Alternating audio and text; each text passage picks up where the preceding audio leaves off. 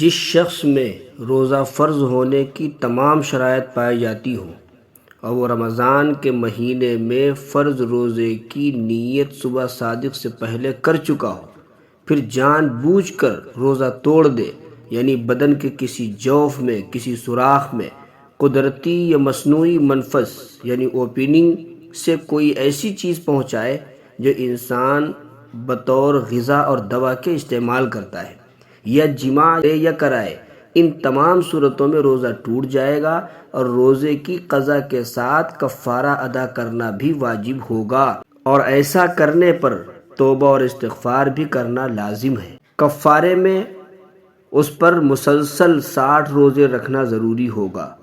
اگر درمیان میں ایک روزہ بھی چھوڑ دیا یعنی تسلسل باقی نہیں رہا تو اثر نو یعنی پھر سے شروع سے روزے رکھنا لازم ہوں گے۔ اگر اس کی طاقت نہ ہو تو پھر 60 مسکینوں کو صدقہ فطر کی مقدار غلہ یا اس کی قیمت دینا لازم ہے۔ ایک صدقہ فطر کی مقدار نصف ساع یعنی 1.25 کلو گیہوں یا اس کی قیمت ہے۔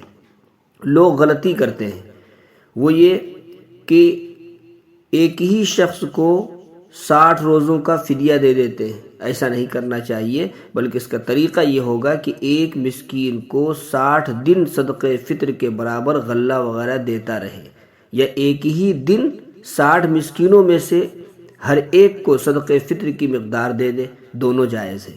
صدقہ فطر کی مقدار غلہ یا قیمت دینے کے بجائے اگر کوئی 60 مسکینوں کو ایک دن صبح شام یا ایک مسکین کو 60 دن تک صبح شام کھانا کھلا دے تو بھی کفارہ ادا ہو جائے گا۔ اس کا حوالہ ڈسکرپشن میں دے دیا گیا ہے، ملاحظہ فرمائیں۔